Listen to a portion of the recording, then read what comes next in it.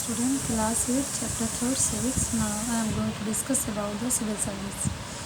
Your next topic is civil service. The decisions that are taken by the Council of Ministers are executed to the permanent executive called the civil service. Council of minister के ज़रिए जो भी decision लिए जाते हैं उन सारे decisions को किसके ज़रिए एग्जीक्यूट किया जाता है, उन सारे डिसीजंस को अमल में किन की मदद से लाया जाता है, परमानेंट एग्जीक्यूटिव्स की मदद से। और ये परमानेंट एग्जीक्यूटिव्स कौन होते हैं? Permanent executives civil services. इन्हीं परमानेंट एग्जीक्यूटिव्स को कहा जाता है, क्या कहा जाता है? Civil services. Civil services consist of bureaucrats who run the administration of government of a country. Civil services जो होते हैं ना, ये वो सारे ब्यूरोक्रेट्स होते हैं जो किसी भी देश के एडमिनिस्ट्रेशन या प्रशासनिक कार्यों को करते हैं। The minister come to power through a political mandate. जो भी मिनिस्टर पॉलिटिकल पावर में आते हैं politically and change after every election, और हर इलेक्शन के बाद ही क्या होते हैं? बदल जाते हैं। यानी कि गवर्नमेंट जो होती है वो आप सबको पता है कि 5 साल के लिए चुनी जाती है। 5 साल के बाद फिर एक दोबारा से इलेक्शन होते हैं, उसमें नई गवर्नमेंट भी चुनी जा सकती है और पुरानी गवर्नमेंट भी चुनी जा सकती है। डिसाइड होता है मेजॉरिटी ऑफ वोट की बेस पर। But they merely frame the policies but the actual implementation of those decision carried out by the civil servants. तो जो भी डिसीजंस लिए जाते हैं किनके ज़रिए? मिनिस्टर्स के ज़रिए। जो भी पॉलिसीज़ गवर्नमेंट के ज़रिए बनाई जाती हैं उन तमाम डिसीजंस को इम्प्लीमेंट कराने का काम किसका होता है? All the decisions are taken by the council of minister are implemented by the civil servants. They are the officials working under the various department. ये वो ऑफिशियल्स होते हैं जो बहुत अलग अलग डिपार्टमेंट्स में कार्य करते हैं other than the arm forces. These services exist both the central and the state level. जो सिविल सर्वेंट्स होते हैं वो स्टेट लेवल और सेंट्रल लेवल दोनों ही पर काम करते हैं।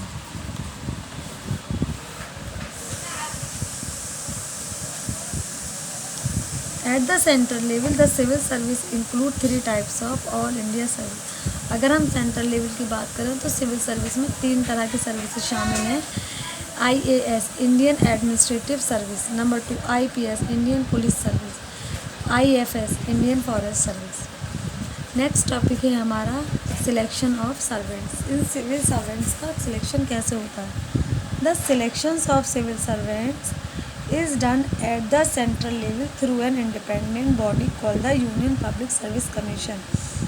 इन सिविल सर्वेंट का जो इलेक्शन होता है वो एक इंडिपेंडेंट बॉडी कराती है, और वो इंडिपेंडेंट बॉडी क्या है? वो इंडिपेंडेंट बॉडी है union Public Service commission. Union Public Service commission एक इंडिपेंडेंट बॉडी है, यानी कि यूनियन पब्लिक सर्विस कमीशन के काम में, उसके कार्य में कोई भी इंटरफेयर नहीं कर सकता। यूनियन पब्लिक सर्विस कमीशन अपने तमाम कार्य को इंडिपेंडेंटली अंजाम देती है। Commission UPSC Union Public Service commission.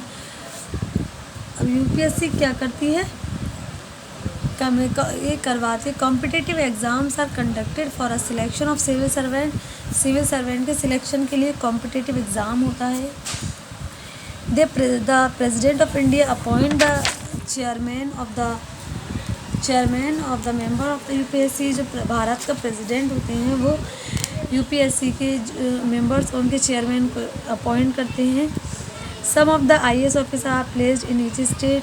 और फिर क्या होता है? हर स्टेट में कुछ IAS अधिकारियों का अपॉइंट किया जाता है। The rest of civil servant, और बाकी के जो सिविल सर्वेंट्स होते हैं उनको servants of state are selected by, तो उनको स्टेट के ज़रिए सिलेक्ट किया जाता है। Hierarchy the highest ranking civil servant in the country is the cabinet secretary. अगर हम हायरार्की देखें तो हाईएस्ट रैंकिंग के एतबार से जो हाईएस्ट रैंक दी जाती है वो दी जाती है कैबिनेट सेक्रेटरी को। Under him there are secretaries, और कैबिनेट सेक्रेटरी के अंडर कौन कौन आते हैं? Secretaries of head of administration of each ministry.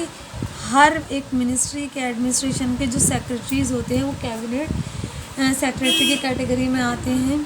They are further assisted by other secretaries, और इन्हें भी बाकी जो दूसरे सेक्रेटरीज होते हैं वो असिस्ट करते हैं। फंक्शंस यानी कि सिविल सर्वेंट कौन कौन से काम अंजाम देते हैं। The civil servant take care of day to day administrative task in their respective department.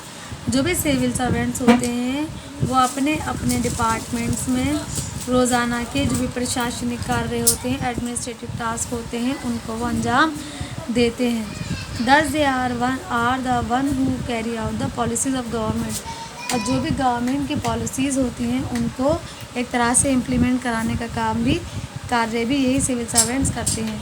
They are the backbone of administration, इसीलिए इन्हें प्रशासन की क्या कहा जाता है, रीढ़ की हड्डी। मान लीजिए अगर ये सिविल सर्वेंट्स प्रशासनिक कार्य ना करें तो प्रशासनिक कार्य अंजाम नहीं दिए जा सकते, इसीलिए इनके लिए वर्ड यूज़ किया जाता है backbone of administration. The efficiency of administration depend upon the efficiency of civil servant. किसी भी स्टेट का एडमिनिस्ट्रेशन की एफिशिएंसी क्या है, यानी कि वो एडमिनिस्ट्रेशन किस तरह से काम कर रहा है, ये डिपेंड करता है वहाँ के सिविल सर्वेंट की एफिशिएंसी पर। क्योंकि अगर सिविल सर्वेंट्स अपनी ड्यूटीज़ को अच्छी तरह से परफॉर्म नहीं करेंगे तो वहाँ का एडमिनिस्ट्रेशन इफेक्टिवली और एफिशिएंटली काम नहीं कर सकता। आपका चैप्टर बेटा आज फिनिश हो गया है। अब हम डिस्कस कर लेते हैं एक्सरसाइज। मैं आपको बता दूँ, एक्सरसाइज आपको अपनी बुक पर ही करनी है, क्वेश्चन आंसर है जो आपको कॉपी पर करने हैं।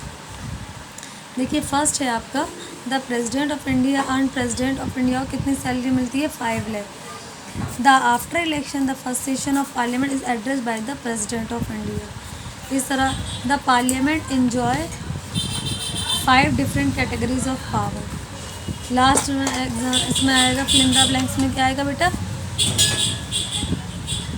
Minister of state look after the day to day administrative function of the state. ठीक है, उसके बाद आप देख लीजिए the prime minister is the leader of the Lok Sabha. Matching देख लीजिए बेटा,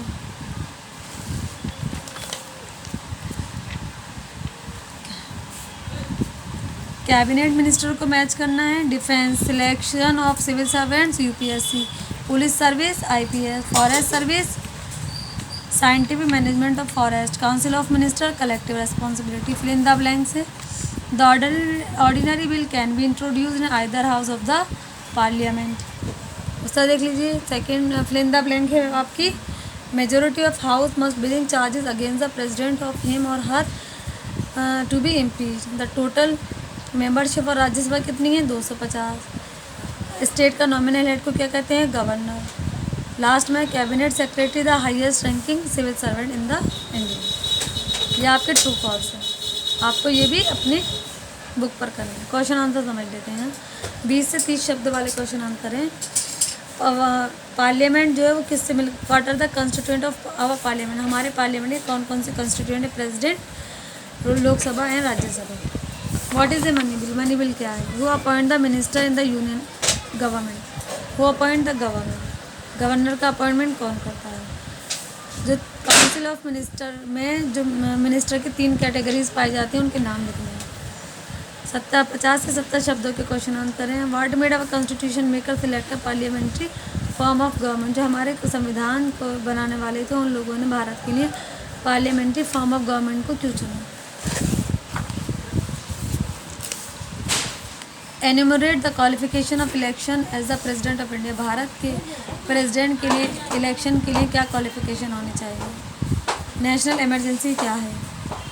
प्रेसिडेंट रूल स्टेट में कब लागू इम्पोज किया जाता है। फाइनेंशियल इमरजेंसी की मीनिंग बताइए।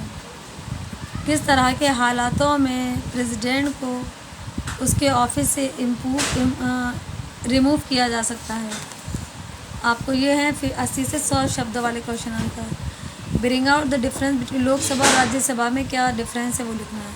क्वेश्चन नंबर 2 मैंने बेटा छुड़वा दिया, ऐसे नहीं करना। ये क्वेश्चन आपको छुड़वा दिया गया, इसको नहीं करना, इसलिए परेशान मत होना। सिविल सर्विस का क्या रोल होता है। Prime minister, why is the post of prime minister too very important है। प्राइम मिनिस्टर की पोस्ट को एक इम्पॉर्टेंट पोस्ट क्यों माना जाता है।